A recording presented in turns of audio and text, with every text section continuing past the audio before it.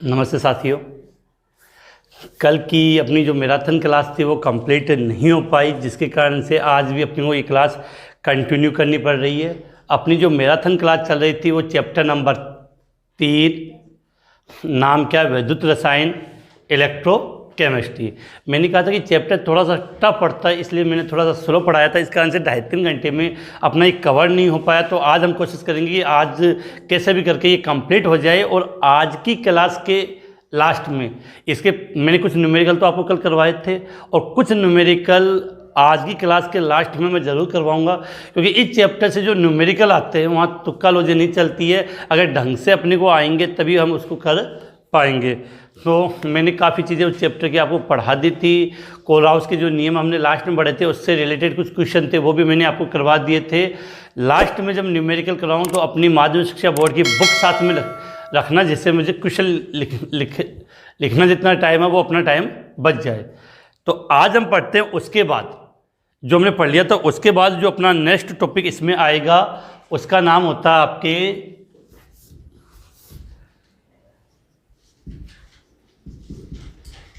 क्या लिखा है, संसारण।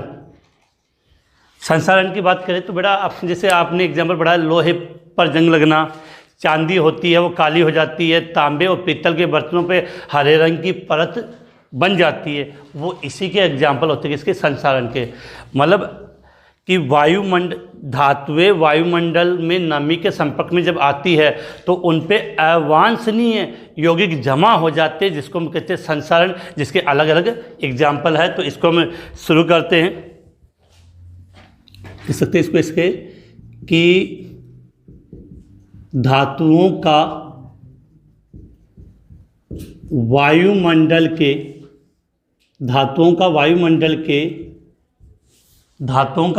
के संपर्क में आने पर उन पर अवांछित यौगिकों की परत जम जाती है। अवांछित यौगिकों की परत जम जाती है, जिसे संसारण कहते हैं। जिसे क्या कहेंगे, संसारण कहते हैं। और इसके एग्जाम्पल की बात करें तो एक देखना, लोहे पर सबसे बेस्ट एग्जाम्पल ये आता है, लोहे पर जंग लगना। फॉर्मूला था कि लोहे पर जंग लगता है, उसका सूत्र क्या होता है। उसके बाद और एग्जाम्पल बात करें तो चांदी का बदरंग होना या चांदी का काला पड़ना। तीसरा एग्जाम्पल बात करें तो तांबे तथा पीतल के बर्तनों पर हरे रंग की परत बनना। तो हमने लिखा क्या था, मैं फिर से आपको समझा दूँ कि हमने टॉपिक स्टार्ट किया है। बड़ा थोड़ी सी स्पीड रहेगी आज कि ये आज कैसे भी करके चैप्टर को समाप्त करना है, क्योंकि फिर हमें इसका ऑनलाइन टेस्ट भी लेना है। तो क्या लिखा है, संसारण। संसारण का मतलब बेटा क्या होता है कि जब धातुएं वायुमंडल, और वायुमंडल में भी कहा जाए तो नमी वायुमंडल के संपर्क में आती है तो उन पे अवांछित यौगिकों की परत जम जाती है। किसकी? अवांछित यौगिकों की परत जम जाती है। उस क्रिया को हमने क्या नाम दिया, संसारण। अगर हम संसारण के एग्जाम्पल की बात करें तो जैसे लोहे पर जंग लगना, क्या लिखा है, लोहे पर जंग लगना, चांदी का काला पड़ना या चांदी का बदरंग होना, और तांबे और पीतल के जो बर्तन होंगे अपने घरों पे देख लेना, आपको उस पर हरी हरी कहीं ना कहीं परत जमी हुई मिल जाएगी। तो तांबे तथा पीतल के बर्तनों पर हरे रंग की परत बनना, ये सब एग्जाम्पल किसके हैं, संसारण के। लेकिन जो अपने बोर्ड एग्जाम में क्वेश्चन आता है वो आता है लोहे पर जंग लगने की क्रिया समझाइए। या लोहे पर जब जंग लगता है तो ये एक सेल की भांति कार्य करता है, जहाँ एनोड और कैथोड की तरह इस पर भी क्रिया होती है। तो लोहे पर जंग लगने की एनोड और कैथोड की क्रिया लिखिए, या सीधा क्वेश्चन आ जाता है कि लोहे पर जंग लगने की क्रिया समझाइए कि किस प्रकार से क्रिया होती है। तो आप इसका स्क्रीनशॉट लें, फिर अपने मेन टॉपिक किस पे, लोहे पर जंग लगने वाले टॉपिक पर हम आते हैं। हाँ बेटा, लोहे पर जंग लगने से बात है कि अगर लोहे को हम खुला छोड़ देंगे, काम में यूज नहीं लेंगे, तो इस पर जंग लग जाती है। उसी प्रकार अपना जो दिमाग होता है, अगर आपने इसको यूज नहीं किया तो इस पर भी जंग लग जाएगी, और इस पर जंग लग गई तो ज़िंदगी पर भी आपकी बिना बोले समझदार हो। अब देखो हम बात कर रहे हैं लोहे पर जंग लगना, तो क्वेश्चन कैसे भी आ सकता है वो आप एक जैसा समझ कर लिख लेना अपने हिसाब से। तो यहाँ पर मैं लिख देता हूँ लोहे पर जंग लगना।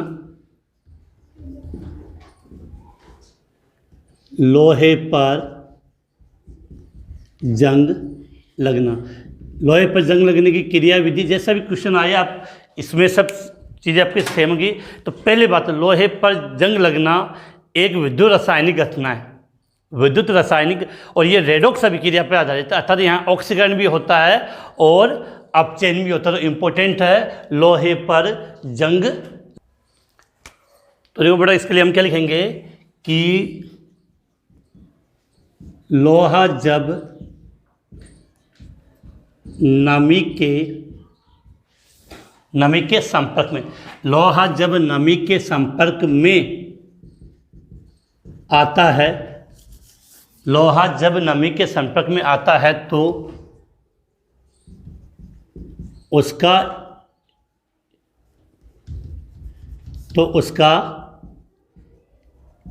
एक भाग एनोड तथा दूसरा भाग कैथोड की भांति क्रिया करता है, अर्थात यह एक विद्युत रासायनिक सेल की भांति व्यवहार करेगा। एनोड कैथोड दोनों आगे, अर्थात लिख सकते हो, अर्थात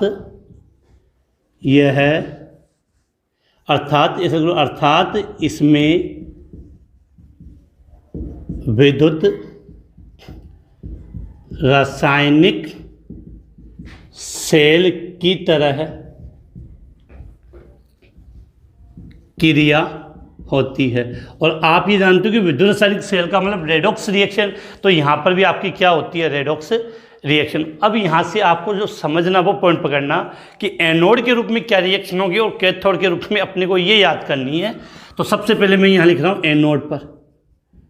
तो बेटा एनोड का मतलब क्या होता है, ऑक्सीकरण। अब लोहे का मतलब क्या होता है, Fe। तो जब Fe का ऑक्सीकरण होता है तो आप जानते हो क्या होता है, Fe2+ और 2 इलेक्ट्रॉन का त्याग होगा। Fe है तो ऑक्सीकरण होने का मतलब 2, एनोड है तो ऑक्सीकरण होगा, तो Fe से Fe2+ और 2 इलेक्ट्रॉन का त्याग। लेकिन हमें यहाँ पर 4 इलेक्ट्रॉन की आवश्यकता होती है अभिक्रिया को इक्वल बैलेंस दिखाने के लिए। तो मैंने यहाँ Fe 2 कर लिए, तो एक Fe से 2 इलेक्ट्रॉन, तो 2 से कितने इलेक्ट्रॉन हो गए, 4 इलेक्ट्रॉन। अब क्या होगा कैथोड पर, कैथोड पर क्या होता है, जो वायुमंडलीय ऑक्सीजन होती है O2, वायुमंडलीय ऑक्सीजन O2 प्लस 4H+ और 4 इलेक्ट्रॉन, ये वाले इलेक्ट्रॉन यहाँ जाएंगे। तो अब देखो 2 ऑक्सीजन और 4 हाइड्रोजन, इसका मतलब कितने जल के अणु बन गए, 2, तो ये हो जाए 2H2। तो ये ऊपर वाला तो कार्य करता है एनोड के रूप में और ये बिंदु कार्य करेगा कैथोड के रूप में। ये रिएक्शन याद होनी चाहिए। Fe है तो Fe से क्या बन जाएगा, Fe2+ और 4 इलेक्ट्रॉन का त्याग। फिर कैथोड पे क्या होगा, O2+, 4H+ और 4 इलेक्ट्रॉन, तो क्या बन गया, 2 जल के अणु बन जाते हैं। ये रिएक्शन किसके रूप में होगी, कैथोड के रूप में। अब इस प्रकार से अभिक्रिया, तो कुल सेल अभिक्रिया भी आपको पूछी जा सकती है कि लोहे पर जंग लगने की कुल सेल अभिक्रिया लिखें। तो यहाँ पे आप चलो लिख सकते हो सेल अभिक्रिया। अब बेटा जब आपको सेल अभिक्रिया लिखनी है तो इनमें जो चीज़ें आपस में कॉमन है वो आप कट कर सकते हो। तो यहाँ 4 इलेक्ट्रॉन से 4 इलेक्ट्रॉन कैंसिल, बाकी वाली रिएक्शन को आप जोड़ दो तो क्या हो जाएगा, 2Fe+ और 2+ 4H+ से क्या बन जाएगा आपका, Fe2+ और 2H2। ये कंडीशन आ गई। ये तो हो गई आपकी सेल अभिक्रिया। इसके बाद इसका वायुमंडलीय ऑक्सीकरण होता है जिस पे लोहे पर जंग लगता है। तो इसको हम इस प्रकार से ले सकते हैं कि वायुमंडलीय ऑक्सीकरण। अब आगे वायुमंडलीय ऑक्सीकरण की बात करें तो वायुमंडलीय ऑक्सीकरण में जो रिएक्शन होती है वो इस प्रकार से समझना कि आपका Fe2 प्लस है वो जल के साथ क्रिया होगी प्लस वायुमंडलीय ऑक्सीजन होगी, वायुमंडलीय ऑक्सीजन। तो यहाँ पर मैंने Fe2 ले लिए, ये 2 लेते हैं और ये आपका 1/2 वायुमंडलीय O2 ले लिया, तो क्या बना Fe2O3 प्लस 4H प्लस। देख लो ऑक्सीजन काउंट कर लो, कुल ऑक्सीजन कितने बेटा यहाँ पे 2 तो ये और 1 3 और 2 हाफ है तो 3 हो गए, तो Fe2O3 प्लस 4H प्लस। तो ये आपकी रिएक्शन बन गई कि Fe2 प्लस होता है वो जल और वायुमंडलीय ऑक्सीजन के साथ क्रिया करेगा, तो Fe2 प्लस इस कंपाउंड को आप गौर से देखोगे तो Fe2 प्लस Fe3 में कन्वर्ट हो गया।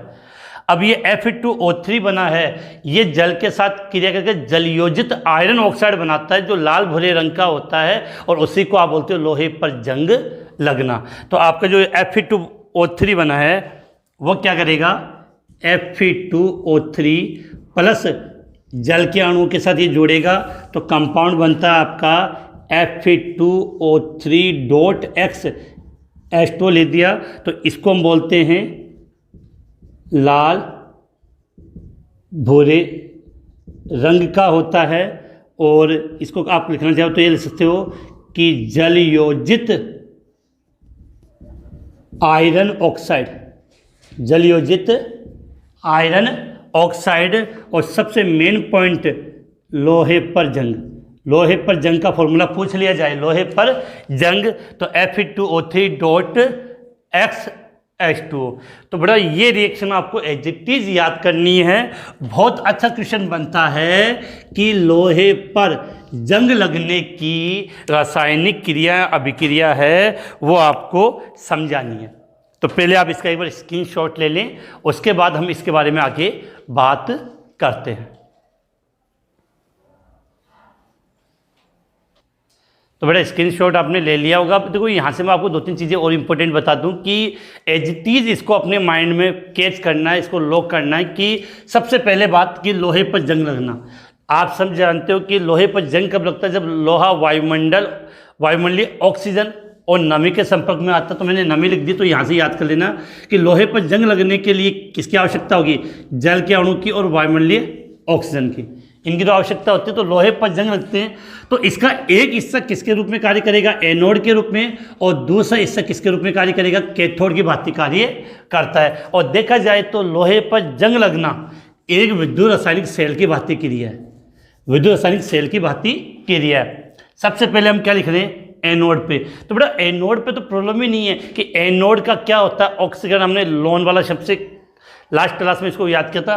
तो एनोड का ऑक्सीजन तो Fe से क्या बनता है Fe2 प्लस, तो 2 Fe लिए तो कितने हो गए, 4 हो। अब कैथोड पे मैंने कहा कि जब भी जंग लगेगा तो हमें वायुमंडलीय ऑक्सीजन और जल की आवश्यकता होती है, तो जल से मिल जाता है H प्लस, तो O2 प्लस 4 इलेक्ट्रॉन आ रहा है तो 4H प्लस, तो O2 प्लस 4H प्लस और 4 इलेक्ट्रॉन, तो क्या बन जाएगा 2H2। 4 इलेक्ट्रॉन से 4 इलेक्ट्रॉन कैंसिल, ये सेल अभिक्रिया आपने यहाँ रख दी। अब क्या होता है कि वायुमंडलीय ये रिएक्शन मैंने एक साथ यहाँ लिख दी। होता क्या है कि आपका जो Fe2 प्लस बना है, इसका वायुमंडलीय ऑक्सीकरण होने से ये Fe3 प्लस में कन्वर्ट होता है, और Fe3 प्लस में कन्वर्ट होने का मतलब ये कौन सा कंपाउंड बनाता है, Fe2O3।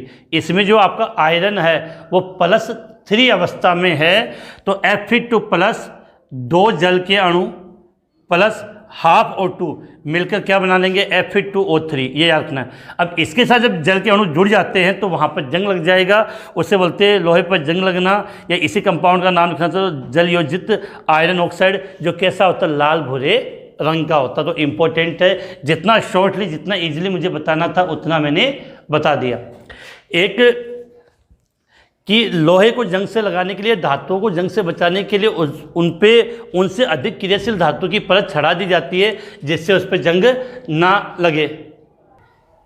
तो बेटा आराम से अब इसको आप समझ के इसको रट लेना, इस तरीके से याद कर लेना। जो पॉइंट था समझाने वाला मैंने समझा दिया है। इसके बाद देखा जाए तो चैप्टर की लगभग चीज़ें आपकी समाप्त हो गई। अब एक टॉपिक और बच गया, तो जो बीच का था रह गया था उसकी हम और बात कर लेते हैं, जहाँ से क्या क्वेश्चन बनते हैं कि किसी भी सेल का जब हम विद्युत वाहक बल का मापन करते तो कुछ परेशानियाँ या कुछ कठिनाइयाँ उत्पन्न होती है। तो पहले क्वेश्चन तो यह आएगा कि विद्युत वाहक बल के, समझ लेना क्वेश्चन 2 बनेंगे। एक तो सेल के विद्युत वाहक बल के मापन में क्या परेशानियां या क्या समस्याएं उत्पन्न होती है, पहला पॉइंट। दूसरा, इनका समाधान हम कैसे कर सकते हैं, और तीसरा, समाधान के लिए हमने क्या उपाय किए, वो तीनों से रिलेटेड क्वेश्चन आते हैं। तो अगर हम बात करें कि पॉइंट की बात करें, तो आपकी जो हेडिंग के रूप में यहाँ अगर हमें लिखना है तो उसके लिए हम ले लेंगे सेल के विद्युत वाहक बल के मापन में, सीधा मैं पॉइंट के रूप में लिख रहा हूँ कि सेल के विद्युत वाहक बल, शॉर्ट में लिख दिया, सेल के विद्युत वाहक बल के मापन में कौन कौन सी, सेल के विद्युत वाहक बल के मापन में कौन कौन सी समस्याएं आती है। एक चलो क्वेश्चन के रूप में बना दिया इसको कि सेल के विद्युत वाहक बल के मापन में कौन कौन सी समस्याएं उत्पन्न होती है। बेटा एक 3 समस्याएं मैं सीधी आपको रिप्रेजेंट करके बता दूं। पहली समस्या तो यह होती है कि सेल के अंदर इलेक्ट्रोड होगा, सेल के अंदर इलेक्ट्रोड होगा, तो इलेक्ट्रोड जब विद्युत सेल में धारा प्रवाहित होती है या सेल जब कार्य करता है तो उस इलेक्ट्रोड के चारों ओर का जो क्षेत्रफल है उसकी सांद्रता लगातार चेंज होती रहती है। उसका नुकसान होता है कि जिससे हमें सेल का स्थिर विद्युत वाहक बल प्राप्त नहीं होता। दूसरा, जो सेल होते हैं वो मुख्यतः अनुत्क्रमणीय होते हैं। तीसरा पॉइंट ये होता है कि सेल का ताप गुणांक क्या होता है, बहुत ज़्यादा उच्च होता है, जबकि वो क्या होना चाहिए, कम होना चाहिए। तो 3 परेशानी हैं वो मैं लिख रहा हूँ। तो ये लिख रहा हूँ सेल के विद्युत वाहक बल के मापन में निम्न समस्याएं उत्पन्न होती है। पहली परेशानी की अगर हम बात करें तो इलेक्ट्रोड के निकट क्षेत्र की, देख सकते हैं कि इलेक्ट्रोड के निकट क्षेत्र की सांद्रता लगातार परिवर्तित, क्या लिखा है, इलेक्ट्रोड के निकट क्षेत्र की सांद्रता लगातार परिवर्तित होती रहती है। जो इलेक्ट्रोड होगा उसके आसपास के क्षेत्र में सांद्रता है वो परिवर्तित होती रहती है, जिससे सेल का विद्युत वाहक बल, जिससे सेल का विद्युत वाहक बल स्थिर नहीं रह पाता है। दूसरा पॉइंट अगर हम इसको समझना चाहें तो सेल की प्रकृति क्या होती है, अनुत्क्रमणीय होती है। सेल की प्रकृति अनुत्क्रमणीय होती है। तीसरा पॉइंट, सेल का ताप गुणांक, क्या लिखा है, सेल का ताप गुणांक का मान, सेल का ताप गुणांक का मान बहुत अधिक होता है। तो किसी भी सेल का जब हम विद्युत वाहक बल ज्ञात करते हैं, विद्युत वाहक बल का मापन करेंगे तो ये 3 परेशानियां अपने साथ में उत्पन्न होती है। पहला पॉइंट की बात कर रहे हैं कि जो इलेक्ट्रोड होगा उस इलेक्ट्रोड के निकट क्षेत्र की जो सांद्रता है वो लगातार परिवर्तित होती रहती है, जिसके कारण सेल का विद्युत वाहक बल स्थिर नहीं रह पाता, यह सब मतलब पुनः उत्पादनीय नहीं होता है।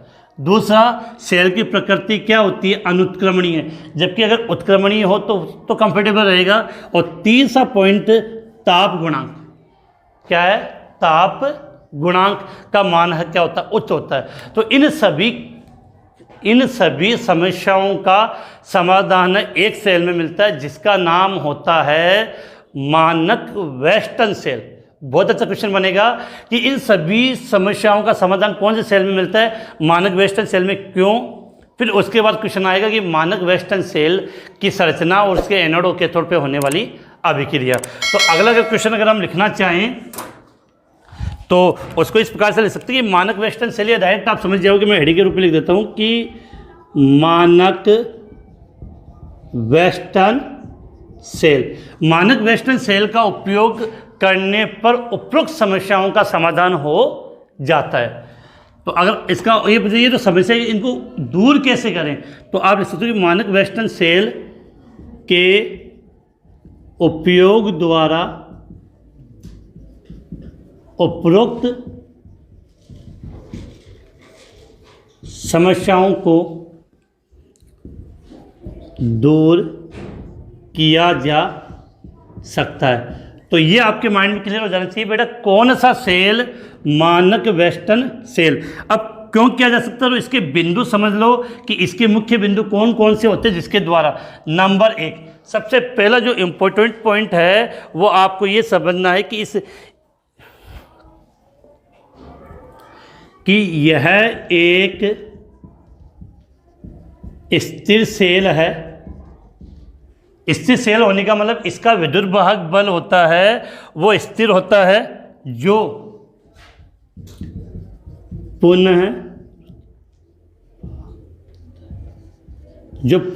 उत्पादनीय विद्युत वाहक बल देता है। मतलब इससे जो विद्युत वाहक बल होगा वो आपको कंटिन्यू प्राप्त होता। तो इस नाम को बेटा मैं सही लिख दूं कि नाम में थोड़ी सी मिस्टेक आ रही है आपके। पुनरुत्पादनीय, इसका मतलब क्या होता है कि जितनी उस इलेक्ट्रोड की सांद्रता में परिवर्तन होगा उतना वापस बन जाएगा, जिससे उसका जो विद्युत वाहक बल वो स्थिर प्राप्त होता है। दूसरा, यह उत्क्रमणीय सेल होता है। कैसा सेल होता है? उत्क्रमणीय सेल होता है। और तीसरा पॉइंट, सेल का ताप गुणांक, सेल का ताप गुणांक 0.00005, क्या लिखा है? सेल का ताप गुणांक 0.0005 वोल्ट प्रति केल्विन होता है, जो बहुत न्यून होता है। बेटा अभी हम बात करेंगे मानक वेस्टर्न सेल क्या है। अभी तो मैंने बस आपको एक इतनी सी चीज़ बताई थी कि सेल के विद्युत वाहक बल का जब हम मापन करते हैं तो मापन करते समय ये 3 समस्याएं उत्पन्न होती है। इन 3 समस्याओं का समाधान हम किसके द्वारा कर सकते हैं? मानक वेस्टर्न सेल से। किसके द्वारा? मानक वेस्टर्न सेल से। अब मानक वेस्टर्न सेल का उपयोग में कौन से गुण है? तो ये 3 गुण होते हैं जिससे इन समस्याओं को हम दूर कर सकते हैं। अब इसके बाद पढ़ेंगे कि मानक वेस्टर्न सेल क्या है, इसकी संरचना क्या होती है, इसमें एनोड और कैथोड क्या होगा, उसकी जो एनोड और कैथोड पे होने वाली रासायनिक अभिक्रियाएं क्या है। फिर बात करेंगे कि सेल का विद्युत वाहक बल का मापन हम कैसे करें। तो इसका स्क्रीनशॉट ले लें, उसके बाद हम इसके बारे में डिटेल से बात करते हैं। तो बेटा यहाँ पर आपके दोनों क्वेश्चन समझ में आ जाएगी कि अगर पसंद आ जाएगी मानक वेस्टर्न सेल के गुण लिखिए तो ये आंसर हो जाएगा, या इनको दूर करने के लिए क्या करेंगे तो उसका आंसर आप यहाँ से ले सकते हो। तो अच्छे क्वेश्चन बनते ही आपके, स्क्रीनशॉट आपने ले लिया होगा। अब देखो आगे, अब हम डिटेल से बात करते हैं कि मानक वेस्टर्न सेल क्या है और इसकी संरचना कैसे बनेगी, और फिर इसकी एनोड और कैथोड पे होने वाली रिएक्शन हमें कैसे याद करनी है। तो सबसे पहले हम बात कर रहे हैं यहाँ पे कि मानक वेस्टर्न सेल क्या लिखा बेटा? मानक वेस्टर्न सेल। तो इसके लिए 2-3 बातें मैं पहले लिख देता हूं कि 298 केल्विन ताप पर 298 केल्विन ताप पर इसका विद्युत वाहक बल या सेल विभव बोल सकते हैं, विद्युत वाहक बल 1.0183 वोल्ट तथा ताप गुणांक, अभी लिखाया था बेटा आपको, ताप गुणांक कितना लिखा था? ताप गुणांक 0.00005 वोल्ट प्रति केल्विन होता है, जो बहुत कम होता है। तो याद करना कि मानक वेस्टर्न सेल की बात करें तो मानक वेस्टर्न सेल के शुरुआत में लिखा है कि 298 केल्विन ताप पर इसका विद्युत वाहक बल 1.0183 वोल्ट तथा ताप गुणांक 0.0004 फिर 5 वोल्ट प्रति केल्विन होता है। और एक विशेष बात, इसे कैडमियम सेल भी, इसका मतलब कैडमियम सेल भी इसे कहते हैं, इसे कैडमियम सेल भी कहते हैं। इसका मतलब इस सेल में कैडमियम का बहुत ज़्यादा उपयोग होता है। अब सबसे पहले बात मैं इसकी संरचना बना रहा हूँ। संरचना बनाते समय इसके कुछ बिंदु हम वहीं से समझ जाएंगे कि लिखने में प्रॉब्लम ना हो। तो सबसे पहले बात तो इसकी जो आकृति होती है, इसकी जो आकृति होती है वो एच, अंग्रेजी जो वर्ड है आपका एच, उसके अकॉर्डिंग होती है। तो देख रहे हैं, यहाँ समझाऊँ मैं कि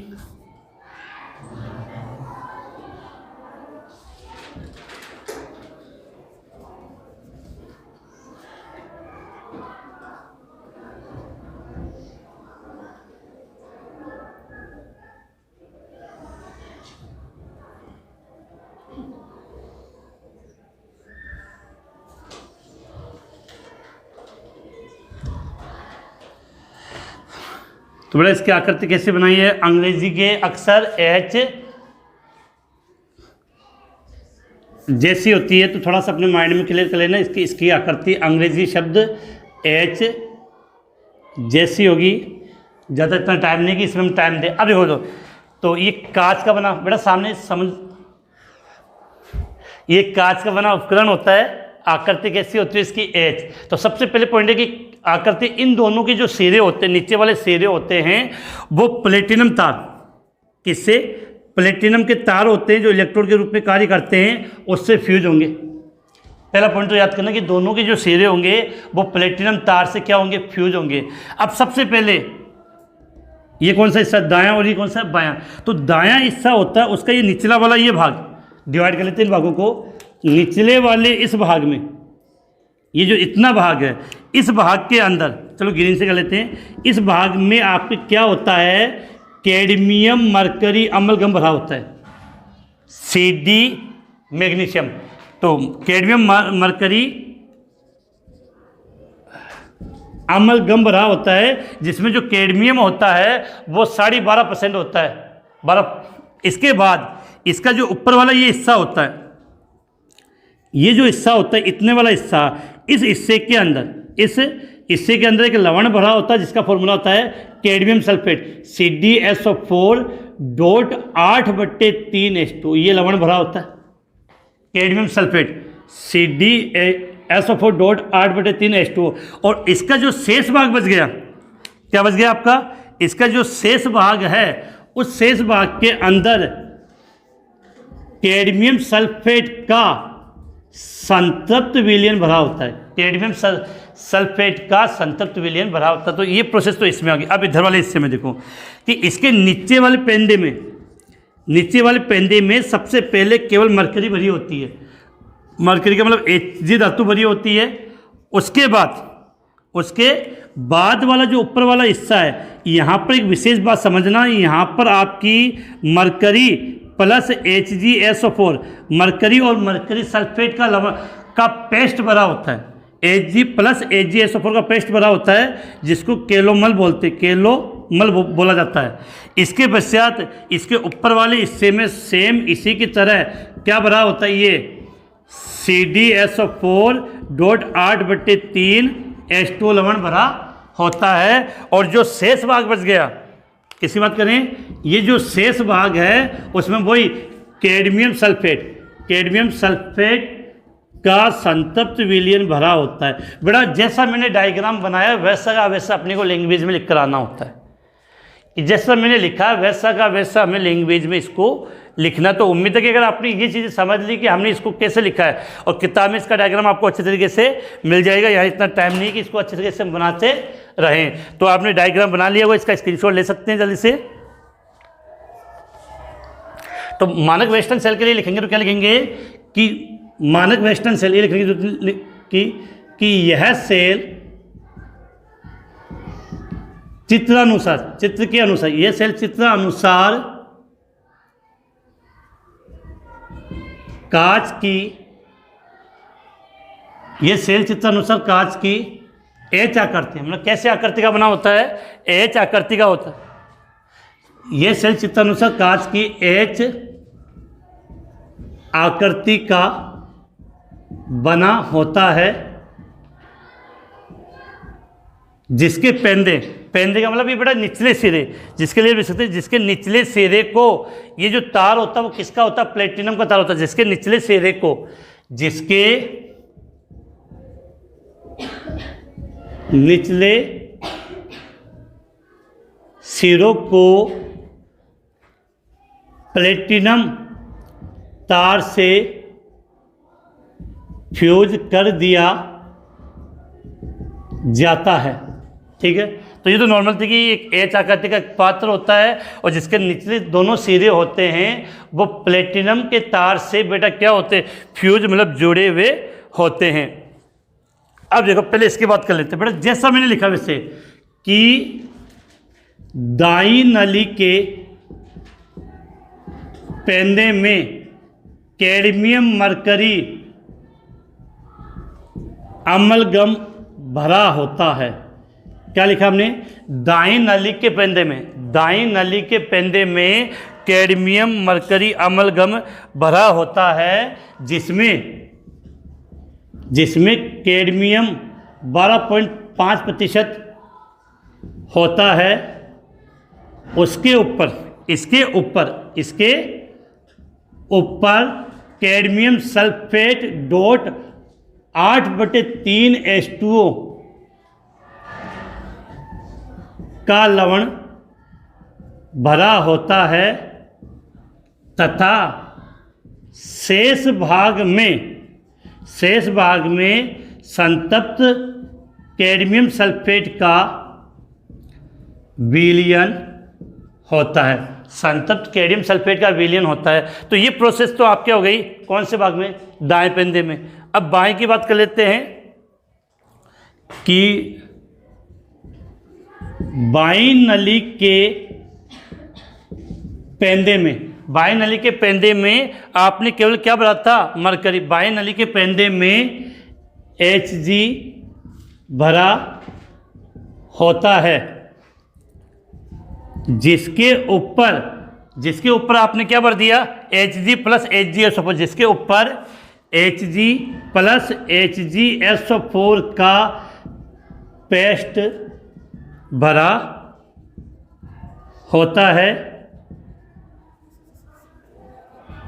उसके ऊपर कैडमियम सल्फेट डॉट 8/3 H2O लवण भरा होता है तथा शेष भाग में वही आ गया आपका क्या, शेष भाग में कैडमियम सल्फेट का संतप्त विलयन होता है। तो बेटा इस सेल की स्ट्रक्चर इस प्रकार की होती है कि जो विद्युत अपघट्य होती है उसकी सांद्रता में कोई परिवर्तन नहीं होता है।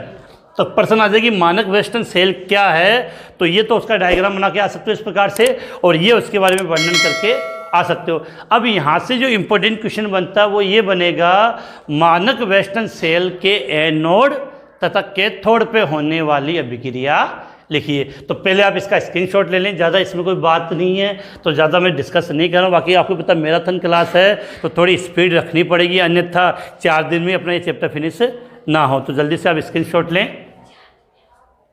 अब देखो बेटा बात करें तो आपने इसका स्क्रीनशॉट ले लिया होगा और ढंग से इसको याद कर लेना, क्योंकि अभी तक बोर्ड एग्जाम में इससे क्वेश्चन नहीं पूछा गया है और अच्छा टॉपिक है तो क्वेश्चन आने की संभावना काफ़ी ज़्यादा रहती है।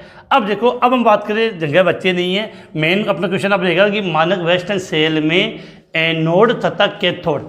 देखो एक क्वेश्चन बेटा कभी कभार आप गौर नहीं करते, यहाँ पर बता दूं कि ये क्वेश्चन पूछा जा सकता है कि सीधा छोटा क्वेश्चन बने 1 नंबर के कि मानक वेस्टर्न सेल का सेल विभव कितना होता है। सीधा क्वेश्चन, मानक वेस्टर्न सेल का सेल विभव 1.0183 वोल्ट या इसके ताप गुणांक का मान 0.4/0 और 5 ऐसे याद कर सकते हो। और आकृति एच होती है, बाकी की चीज़ है। कैडमियम ज़्यादा उपयोग है इस कारण से क्या नाम दे दिया इसको, कैडमियम सेल। अब देखो बेटा बात करें मानक वेस्टर्न सेल के एनोड तथा कैथोड पर होने वाली अभिक्रियाओं की हम बात कर लेते हैं।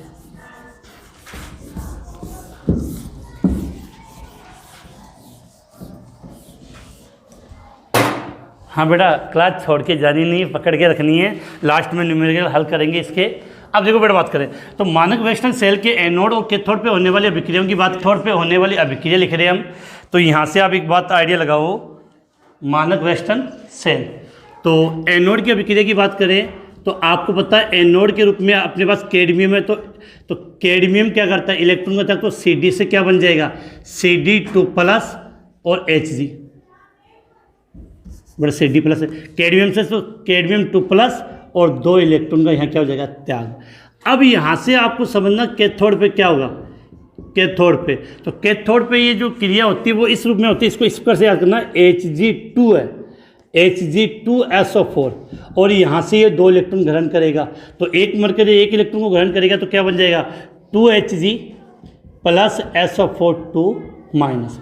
ये क्रिया किस पर हो गई, कैथोड पे, Hg2SO4 + 2 इलेक्ट्रॉन, तो 2Hg + SO4 अब यहाँ आपको एक ही काम करना है कि इसमें एनोड तथा कैथोड पे होने वाली रिएक्शन को एक साथ जोड़ कर रखना, तो 2 इलेक्ट्रॉन से 2 इलेक्ट्रॉन कैंसिल, तो रिएक्शन क्या बन जाएगा, Cd + Hg2SO4, तो क्या बन गया आपका, ये दोनों एक साथ जुड़ जाएंगे, तो कैडमियम सल्फेट + 2Hg, ये हो गई आपकी एनोड तथा कैथोड पे होने वाली अभिक्रिया का, किसके लिए, मानक वेस्टर्न सेल के लिए। अब आप इसका स्क्रीनशॉट ले लें, फिर हम इसके बाद आगे बात कर लेते हैं। अब यहाँ से आप एक बात समझने की कोशिश करना कि यहाँ पर क्वेश्चन एक ये बनता है कि मानक वेस्टर्न सेल विभव या सेल का विद्युत भाग बल का मापन हम किस प्रकार से करते हैं, तो इसको हेडिंग के रूप में हम लिख सकते हैं कि यहाँ लिखना चाहो तो आप सेल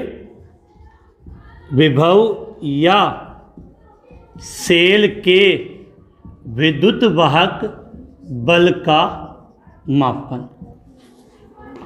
क्या लिखा है, सेल विभव या सेल के विद्युत वाहक बल का मापन। मापन के लिए बड़े एक सिद्धांत काम लेते हैं, पॉगेन ड्रॉप संपूरक सिद्धांत। तो यहाँ से हम लिख सकते हैं कि सेल विभव, ई सेल बोलते हैं, सेल विभव या सेल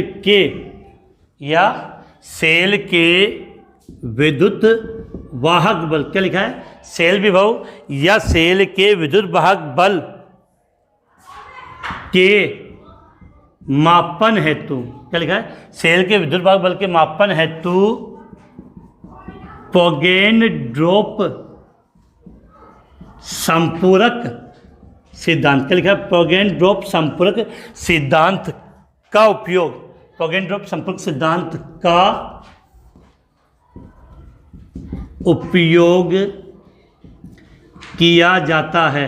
फिर से रिपीट कर दूं, माइंड में बिल्कुल क्लियर हो जाना चाहिए। सेल विभव या सेल के विद्युत वाहक बल के लिए हम कौन से सिद्धांत का उपयोग करते हैं, बिल्कुल माइंड में क्लियर होना चाहिए, पॉगेन ड्रॉप संपूरक सिद्धांत। सीधा 1 नंबर का क्वेश्चन पूछा जा सकता है कि सेल के विद्युत वाहक बल के लिए किसका प्रयोग करेंगे हम, पॉगेन ड्रॉप संपूरक सिद्धांत। इसमें क्या होता है कि सेल के विद्युत वाहक बल के बराबर विभव किसी अन्य सेल, जैसे मानक वेस्टर्न सेल को विपरीत दिशा में लगा दिया जाता है, जिससे विद्युत धारा का प्रवाह रुक जाता है। उस कंडीशन में दोनों इलेक्ट्रोडों के मध्य जो विभव होगा, विभवांतर होगा, वो सेल का विद्युत वाहक बल होता है। तो इसके लिए हम इस प्रकार से इसको लैंग्वेज लिख सकते हैं कि सेल के, यहाँ पे, कि सेल विभव के बराबर विभव, क्या लिखा है, सेल विभव, सेल इसमें करते हैं क्या, इसके अनुसार कि सेल विभव के बराबर विभव किसी अन्य सेल, और अन्य सेल में नॉर्मली हम क्या ले लेंगे, आपका वही इंपॉर्टेंट मानक वेस्टर्न सेल। तो लैंग्वेज क्या हो गई, सेल विभव के बराबर किसी अन्य सेल, मानक वेस्टर्न सेल द्वारा विपरीत दिशा में, अन्य सेल द्वारा विपरीत दिशा में लगा दिया जाता है, जिससे परिपथ में विद्युत धारा का प्रवाह है बंद हो जाता है या रुक जाता है, जिससे परिपथ में विद्युत धारा का प्रवाह क्या होगा बेटा, बंद हो जाता है। ऐसी स्थिति में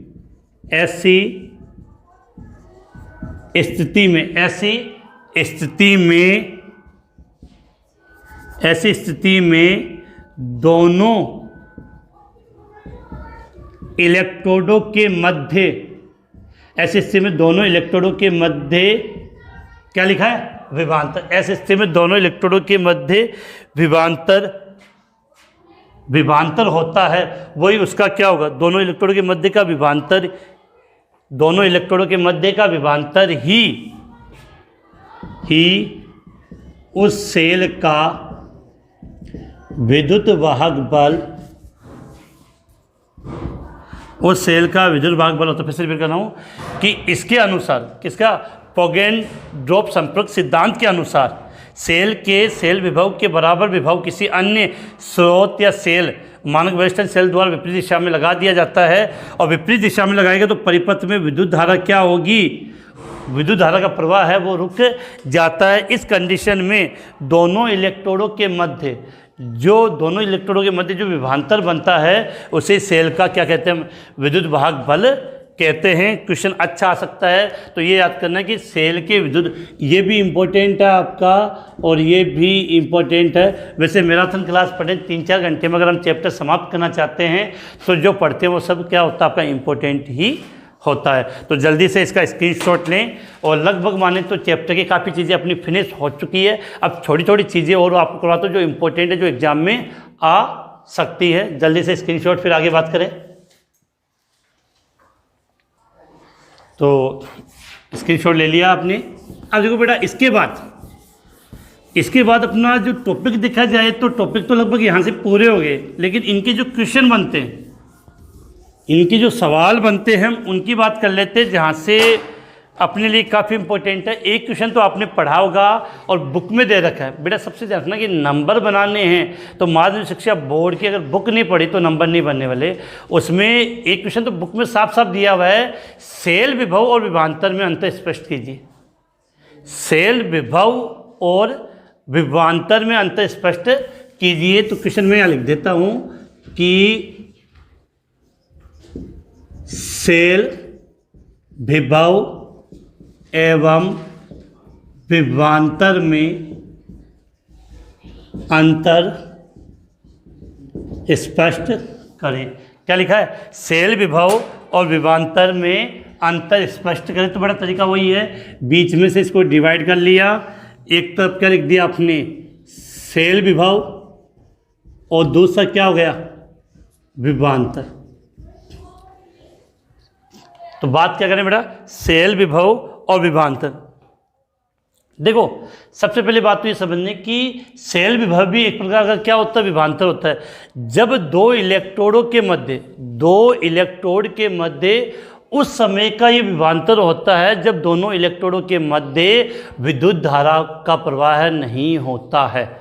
और ये कब होता है, जब विद्युत धारा का प्रवाह होता है। और इस सेल विभव का मान होता है वो सेल के विद्युत वाहक बल के अधिकतम मान के बराबर होता है, और इसका मान, विभवांतर का मान उससे कम होता है। अगला एक लास्ट अंतर और सिंपल सा है कि सेल विभव को हम विभव मापी से ज्ञात कर सकते हैं, जबकि विभवांतर को हम वोल्ट मीटर से ज्ञात करते हैं। तो मैं लिख देता हूँ यहाँ पे कि जिससे अपने को याद हो जाए कि पहला अंतर आपको क्या लिखना है कि दोनों इलेक्ट्रोडों के मध्य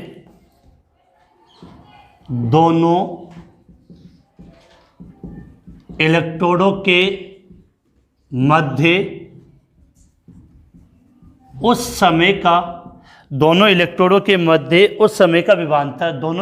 मध्य उस समय का विभवांतर है, दोनों इलेक्ट्रोडों के मध्य उस समय का विभवांतर है जब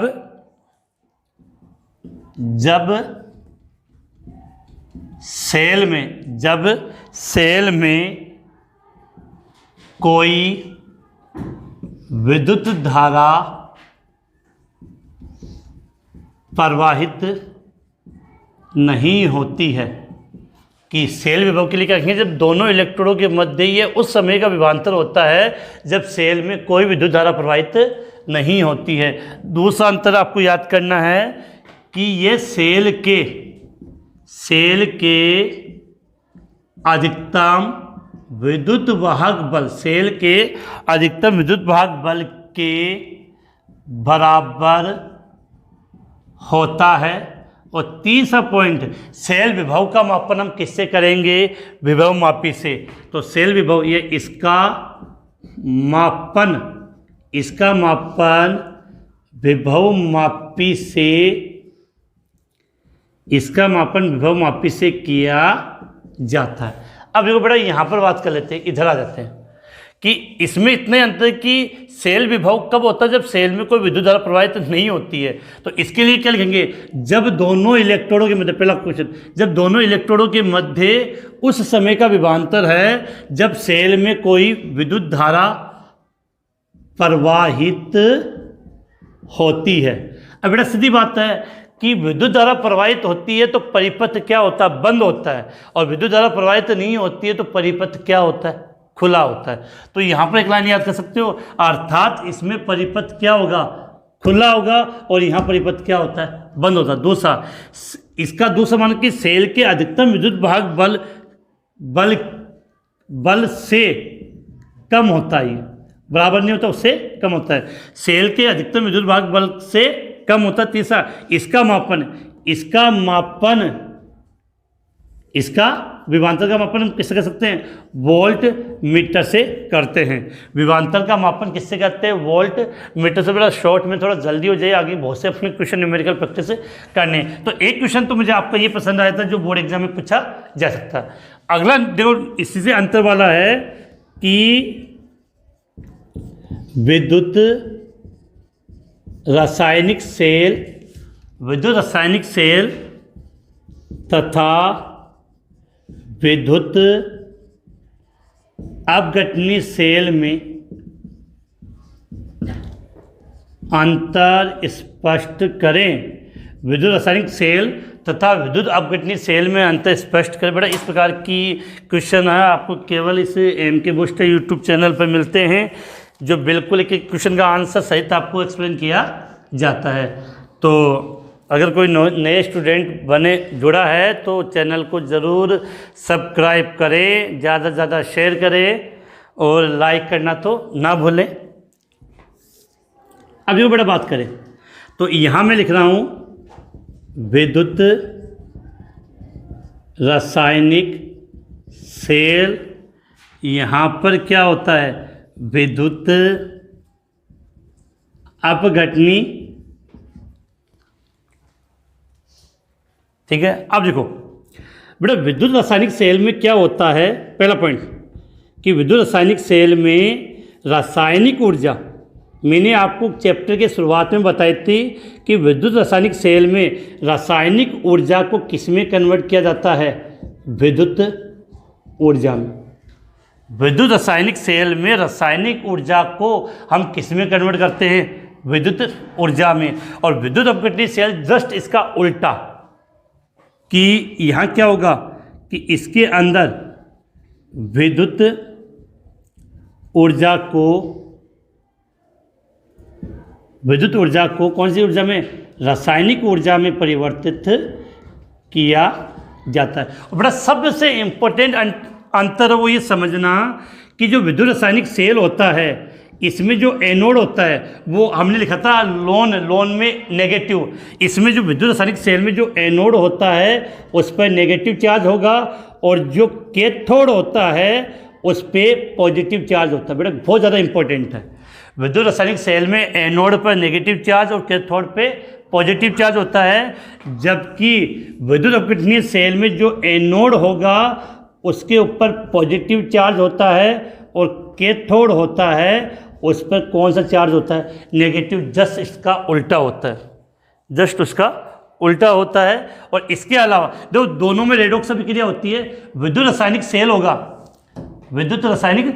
होगा, इसमें जो रेडॉक्स अभिक्रिया है, रेडॉक्स अभिक्रिया स्वतः होती है। मतलब इसमें अपने आप रेडॉक्स अभिक्रिया होती है और इसमें जो रेडॉक्स अभिक्रिया है वो स्वतः नहीं बेटा, असवता होती है, समझ जाओगे, अपने आप नहीं होती है। इसमें जो रेडॉक्स अभिक्रिया है वो क्या होती है, असवता होती है। चौथा पॉइंट अगर समझना चाहो तो विद्युत रासायनिक सेल में जब भी हम बात करेंगे तो यहाँ पर लवण सत्व की आवश्यकता होगी। विद्युत रासायनिक सेल जगह नहीं तो बेटा थोड़ा सा शब्द यहाँ लिख देता हूँ कि इसमें किसकी आवश्यकता होती है, लवण सत्व की आवश्यकता होती है, जबकि इसमें लवण सत्व की कोई आवश्यकता नहीं होती है। तो इसमें लवण सत्व आवश्यक होता है और इसमें लवण सत्व आवश्यक नहीं होता है। तो ये आपका मैंने एक अंतर वाला क्वेश्चन थे, 2 मुझे अच्छे लगे तो वो मैंने करवा दिए, आप स्क्रीनशॉट ले लें। अब आपकी नोटबुक के साथ केमिस्ट्री की बुक भी साथ रखिए, क्योंकि कुछ क्वेश्चन मैं बताऊंगा तो बोर्ड पे लिखूंगा तो टाइम काफ़ी लग जाएगा, तो बुक आपके साथ होगी तो बुक अपने पास में रखिए, जिससे क्वेश्चन लिखने का टाइम बच जाएगा। कोशिश करूंगा कि स्क्रीन पे भी आपको वो क्वेश्चन नज़र आ जाए। तो जल्दी से इसका स्क्रीनशॉट ले लें, फिर आगे बात करें। तो बड़ा स्क्रीनशॉट आपने ले लिया होगा। अब कुछ न्यूमेरिकल की बात कर लें, तो पहले इसको मिटा देता हूँ मैं। तो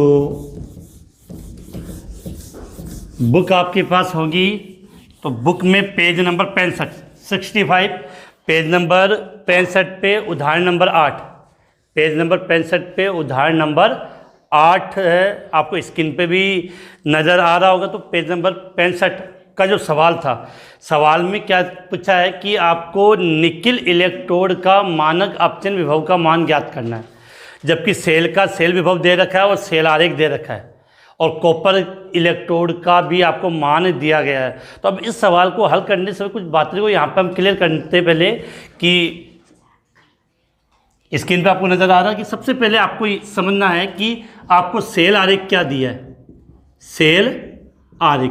तो आपको सवाल के अंदर क्वेश्चन जो भी आपका नंबर 8 नंबर का क्वेश्चन होना चाहिए बुक का, सेल आरेख। तो सेल आरेख का आपको क्या दिया था, Ni/Ni2+, 1m, फिर Cu2+1m/Cu, ये सेल आरेख दिया है।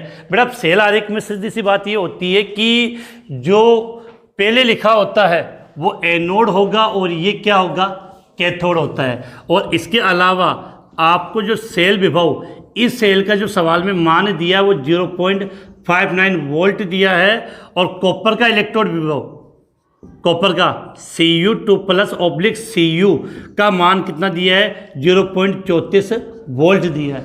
अब हमें सेल का विद्युत भाग बल ज्ञात करना है। तो हमने क्या सीखा था कि ई सेल बराबर ई कैथोड माइनस ई एनोड होगा। ई कैथोड माइनस ई क्या होगा बेटा, ई कैथोड माइनस ई एनोड करना है। अब देखो कि ई सेल ज्ञात करना है, तो अब कैथोड कौन होगा, एनोड कौन होगा, हमें इसका पता लगाना है। तो बड़ा सीधी बात है कि सेल आरेख में जो पहले लिखा है वो एनोड है, बाद वाला कैथोड। तो हम कैथोड है तो इसको हम क्या लिखेंगे, ई Cu2+/Cu, ई Ni2+/निकिल। तो ये दोनों के दोनों मान अपचयन विभव में होने चाहिए। अब देखो इस सेल का मान कितना दिया, 0.59 वोल्ट, कॉपर के इलेक्ट्रोड विभव का मान 0.34 वोल्ट। अब माइनस ई Ni2+/Ni, इसका निकिल का मानक अपचयन विभव का मान हमें ज्ञात, इलेक्ट्रोड के निकिल इलेक्ट्रोड के मानक अपचयन विभव का मान ज्ञात करना है। बट अब इसका मान ज्ञात करना है तो सीधी बात है कि इस संख्या को अगर हम इधर लिखोगे, इस संख्या को आप इधर ले लो, या इसको डायरेक्टली लिखना चाहो तो इस जगह ई Ni2+Ni बराबर, इसके बराबर लेंगे। तो पहले आप इसको इस प्रकार से समझने की कोशिश करोगे, ये संख्या इधर आएगी तो क्या हो जाएगा, 0.59 वोल्ट माइनस ये इधर आएगी तो माइनस की 0.34 वोल्ट बराबर माइनस ई Ni2/Ni+। इसको आप इसमें से घटाओगे तो कितना आता है, 0.25, और ये किसका है, माइनस का, तो आपका ये मान माइनस में आएगा। तो ई Ni2+/Ni, तो इसका मान कितना आ गया, माइनस 0.25 वोल्ट।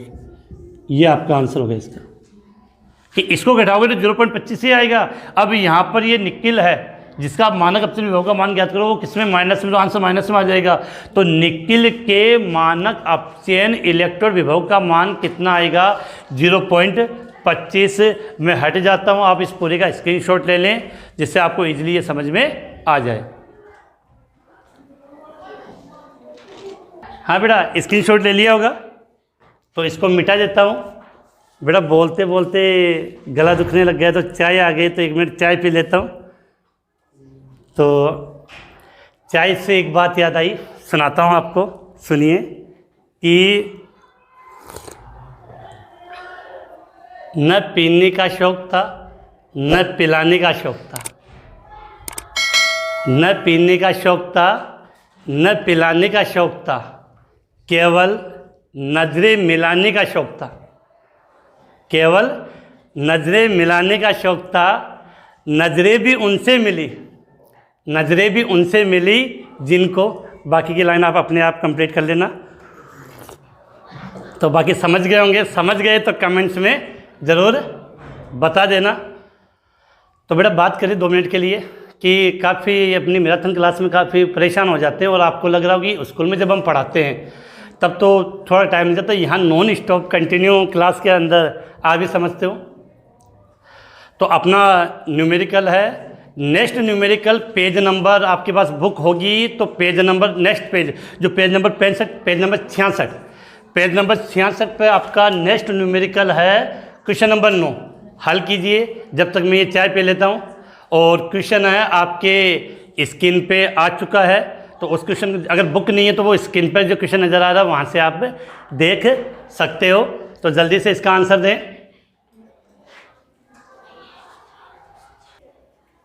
हाँ बेटा, तो उम्मीद है आपने सवाल हल कर लिया होगा। आधे बच्चों ने तो बुक से हल करने की कोशिश की होगी, बेटा समझ में नहीं आएगा। चलो इसको मिटा देता हूँ, उसके बाद हम सवाल की बात कर लेते हैं कि सवाल में आपको क्या पूछा अगले वाले एग्जाम्पल में।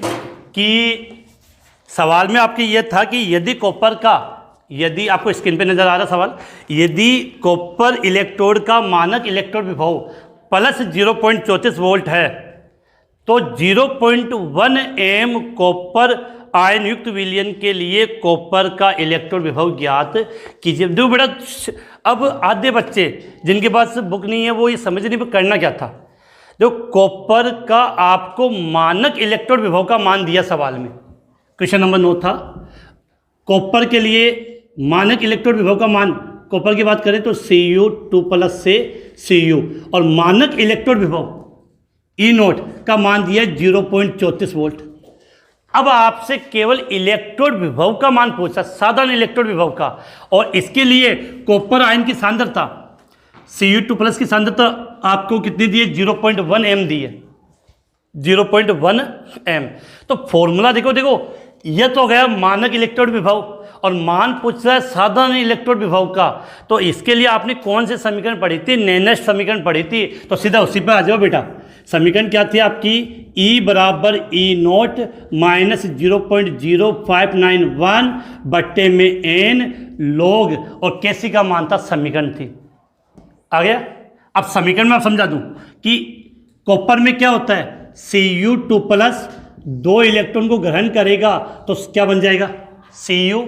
तो इसके लिए आप कैसी का मान कैसे लिखोगे, उत्पाद जाता है ऊपर, अभिकारक आता है नीचे। और एक विशेष बात, जो ये है ठोस अवस्था में, जो ठोस अवस्था में होता है उसको हम काउंट करते नहीं है, तो इसके लिए लॉग का मान क्या आ जाएगा, 1/Cu2+, 1/Cu2+। अब देखो इसको हल कर लो, E बराबर 0.E0 का मान कितना दिया है, 0.34, 0.0591 n, कितने इलेक्ट्रॉन का स्थानांतरण हो रहा है बेटा। ध्यान में, इस चैप्टर के न्यूमेरिकल काफ़ी टफ पढ़ते हैं, तो कितने इलेक्ट्रॉन का स्थानांतरण हो रहा है, 2 log 1/Cu2+। Cu2+ की सांद्रता कितनी दी है आपको सवाल में, 0.1 एम, तो कर दिया 0.1 एम। अब इसको हल कर लो, इसको हल करोगे तो आपका आंसर आ जाएगा। हल में भी बता दूं, चलो मैं कर लेता हूँ यहाँ पे, E बराबर 0.34, अब देखो बेटा, माइनस 0.0591 बट्टे 2 log 0.1 है, तो 1 को आप ऊपर उठाओगे तो यहाँ पर कितना हो जाएगा, 10, कितना होगा 10, और log 10 का मान कितना होता है, 1 होता है। log 10 का मान कितना होता है 1, तो इस पूरे का मान कितना हो गया 1, तो इसको ऐसे लिख दो 1 हो गया। अब इसका इसमें आप भाग दोगे, इसका इसमें भाग दोगे और भाग देने के बाद इसका इसमें भाग दोगे और भाग देने के बाद इसको इसमें घटाओगे, तो आपका जो ई का मान है वो लगभग 0.31 वोल्ट के समथिंग आपको प्राप्त हो जाएगा। तो एक सिंपल सा आंसर है, कोई इतना बड़ा कन्फ्यूजन वाली बात नहीं।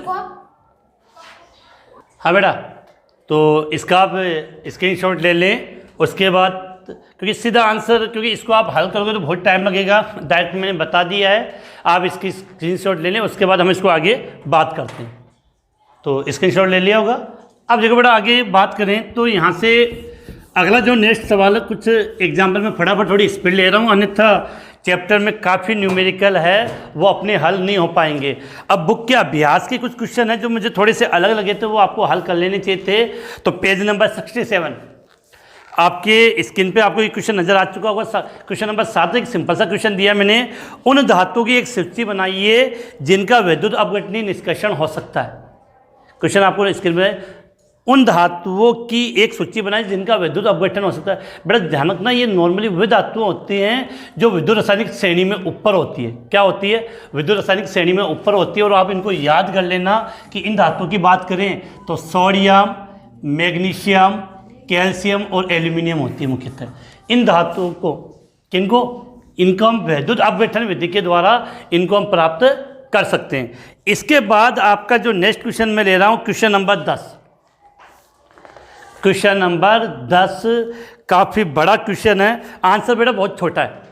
क्वेश्चन नंबर 10 स्क्रीन पे नज़र आ रहा होगा कि पढ़ देता हूँ। नीचे दिए गए मानक इलेक्ट्रोड विभवों के आधार पर धातु को उनकी बढ़ती हुई अपचायक क्षमता के क्रम में व्यवस्थित कीजिए। आपको कुछ मान दिए गए हैं, उन मान के आधार पर हमें इनकी अपचायक क्षमता के बढ़ते हुए क्रम में इनको बताना। तो ये मान आपको नज़र आ रहे हैं, तो इसको हम हल कैसे करेंगे, देखो यहाँ पे। तो बेटा इस सवाल के अंदर आपको पूछा क्या गया था कि सबसे अधिक अपचायक क्षमता बतानी है।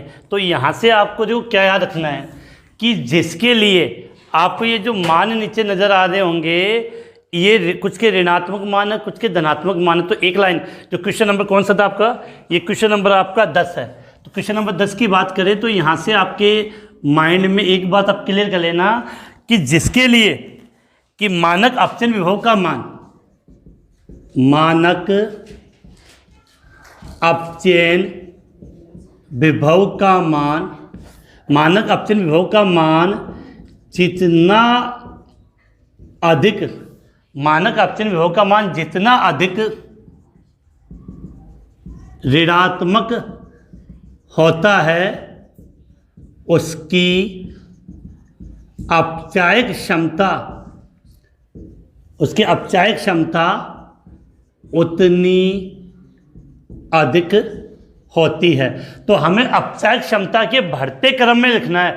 तो बड़ा सीधी सी बात है, जिसका मान जितना अधिक ऋणात्मक होगा, जितना अधिक माइनस में होगा, उसकी अपचायक क्षमता उतनी ज़्यादा होगी, उसकी अपचायक क्षमता उतनी ज़्यादा होगी। तो इसका मतलब जिसकी बढ़ता हुआ क्रम पूछा जाता है तो बड़ा एक ही बात नहीं, जिसकी अपचायक क्षमता सबसे ज़्यादा होगी वो सबसे लास्ट यहाँ आएगा और कम वाला इधर। तो आपको ये जो मान नज़र आ रहे होंगे उनमें देख लो कि सबसे अधिक ऋणात्मक मान किसका है। तो आप ये पाओगे कि सबसे अधिक ऋणात्मक मान आपकी किसका है, पोटेशियम का है। तो सबसे ज़्यादा अपचायक क्षमता किसकी हो गई, पोटेशियम की, के की। उसके बाद आपको जो मान दिया गया उन मान में आप विशेष देखो कि सबसे, उसके बाद सबसे अधिक ऋणात्मक किसकी है, आपकी मैग्नीशियम की। तो उससे कम मैग्नीशियम की आगे। मैग्नीशियम के बाद हम बात करें तो क्रोमियम की, क्रोमियम के बाद आपके मरकरी और लास्ट में आ जाएगा सिल्वर। तो ये आपके जो ऋणात्मक मान दिए गए उनके आधार पर इनकी अपचायक क्षमता का क्रम लिखा गया, क्योंकि सवाल जो दिया गया उसमें सबसे अधिक ऋणात्मक मान इसका है, उससे कम ऋणात्मक इसका, फिर उससे कम इसका, फिर धनात्मक में देख लो सबसे कम धनात्मक ये और सबसे ज़्यादा धनात्मक ये। तो ये हो गया अपचायक क्षमता का क्रम। तो क्वेश्चन नंबर, तो ये 10 था। तो बेटा ज़्यादा टफ वाला सवाल नहीं, नॉर्मल सवाल है कि एक दो बार पढ़ा हुआ होगा तो हम इनको आसानी से कर सकते हैं। इसके बाद अगर एक सवाल हम और ले लेते हैं बुक का, तो ये तो आप इसका स्क्रीनशॉट ले लें, उसके बाद हम आगे बात करें। अगला सवाल क्वेश्चन नंबर आपके इसमें निबंधात्मक में क्वेश्चन नंबर 3, क्वेश्चन नंबर 3, चलो पहले इसको मैं मिटा देता हूँ।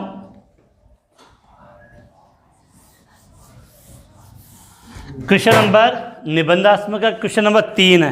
मैं क्वेश्चन पढ़ देता हूँ और आपको आपकी स्क्रीन पे भी नज़र आ जाएगा कि उस गैल्वेनिक सेल को दर्शाइए जिसमें निम्न अभिक्रिया होती है। जिंक प्लस Hg प्लस से Zn+2Hg बनता है। और इसके अंदर 3 क्वेश्चन आपसे पूछे गए।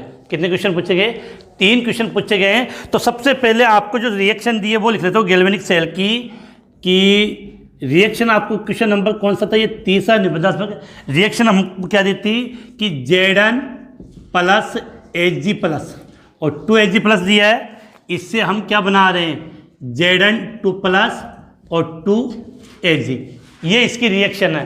तो बेटा सबसे पहले आपको इसकी एनोड और कैथोड अर्थात इसका सेल आरेख आना चाहिए। सेल आरेख का मतलब क्या हुआ? Zn से क्या बनेगा? Zn2 प्लस और Hg प्लस से बनता है Hg। ये 11th क्लास की बातें जो आपने पढ़ी हो तो इसका सेल आरेख हम क्या लिखेंगे? सेल आरेख क्या हो जाएगा?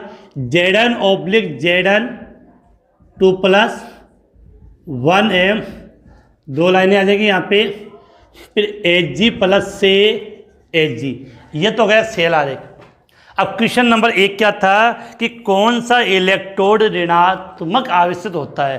तो हमने क्या लिखा था? LOAN। ए का मतलब क्या होता है बेटा? एनोड। और एन का मतलब क्या होता है? Negative charge. तो एनोड होता है वो ऋणात्मक होता है। अब इनमें एनोड कौन सा? तो सेल आरेख में जो पहले जिसका ऑक्सीकरण होता है। तो पहले क्वेश्चन का आंसर तो आपको केवल इतना सा लिखना है, जिंक इलेक्ट्रोड। कौन सा इलेक्ट्रोड ऋणावेशित होगा? तो इसका आंसर क्या हो जाएगा? Zinc electrode. क्वेश्चन नंबर दूसरा क्या पूछा इसके अंदर कि सेल में विद्युत धारा का वाहक कौन है? बेटा Zn से बना Zn2 प्लस इलेक्ट्रॉन का त्याग हुआ। तो विद्युत धारा किसके माध्यम से प्रवाहित होगी? इलेक्ट्रॉन के माध्यम से। किसके माध्यम से? इलेक्ट्रॉन। तो विद्युत धारा का वाहक कौन हो गया? इलेक्ट्रॉन। और प्रत्येक इलेक्ट्रोड पर होने वाली अभिक्रिया। Question number 3। तो प्रत्येक इलेक्ट्रोड की बात करें तो पहले एनोड की बात कर लेते हैं। किसकी? एनोड की। तो एनोड क्या? जिंक था। तो क्या हो जाएगा? Zn से Zn2 प्लस और 2 इलेक्ट्रॉन का त्याग। अगर कैथोड पे बात करें तो देखो बेटा 2 इलेक्ट्रॉन का त्याग हुआ है। Hg 1 इलेक्ट्रॉन को ग्रहण करता है तो कितने Hg की आवश्यकता होगी? 2 की। तो 2Hg प्लस 2 इलेक्ट्रॉन से 2Hg। और यहाँ पूछा नहीं है, फिर भी अगर कुल सेल अभिक्रिया पूछ ली जाती, कुल सेल अभिक्रिया पूछ ली जाती तो 2 इलेक्ट्रॉन से 2 इलेक्ट्रॉन कैंसिल और ये ऊपर वाली रिएक्शन आ जाएगी आपकी Zn प्लस 2Hg प्लस से Zn2 प्लस और 2Hg। ये हो गया आपकी सेल अभिक्रिया। तो उम्मीद है कि ये क्वेश्चन आपको समझ में आ गया होगा आसानी से। तो कुछ क्वेश्चन मुझे अच्छे लगे थे वो मैंने करवा दिए हैं। आप इसका स्क्रीनशॉट लें, फिर हम आगे बात करते हैं। तो बड़ा स्क्रीनशॉट ले लिया होगा। अब बात करें अपने आगे कि जो चैप्टर नंबर 3 था, कल की क्लास थी और आज की क्लास है। तो चैप्टर के जो इम्पोर्टेंट टॉपिक थे वो सब मैंने आपको करवा दिए हैं। इसके अलावा कुछ सवाल मुझे लगे थे, कल भी मैंने आपको कुछ न्यूमेरिकल करवाए थे, आज भी मैंने न्यूमेरिकल करवाए। बाकी ऐसा पॉसिबल नहीं कि पूरे के पूरे न्यूमेरिकल मैं इस ऑनलाइन क्लास में करवा पाऊँ। तो बुक में काफ़ी उदाहरण दे रखे हैं और बुक के पीछे बहुत कम न्यूमेरिकल है, उनको आप हल कर लेना और उसके बाद अगर कोई प्रॉब्लम आए तो व्हाट्सएप के माध्यम से पूछ लेना। तो ये उम्मीद करता हूँ कि चैप्टर नंबर 3 की जो मैराथन क्लास है वो आज समाप्त हो गई है और कल अपना इसका ऑनलाइन टेस्ट रह जाएगा। तो टाइम कम बचा क्योंकि इसमें 2 टुकड़ों में हमने ऑनलाइन क्लास ली थी मैराथन क्लास के रूप में। तो कल इसका ऑनलाइन टेस्ट रहेगा। तो एक ही दिन है आपको और सबसे ज़्यादा प्रॉब्लम इसी चैप्टर में आती है, तो इसको अच्छे तरीके से याद कर लेना और जिसमें प्रॉब्लम नहीं, क्योंकि नंबर कटने की संभावना इस चैप्टर में काफ़ी हो जाती है। इसके बाद अब नेक्स्ट हम बात करें तो चैप्टर नंबर 4 रासायनिक बल गतिकी, केमिकल काइनेटिक्स, बड़ा सबसे अच्छा चैप्टर है। 4 नंबर का चैप्टर रहेगा और 5 नंबर का है इस बार अपने।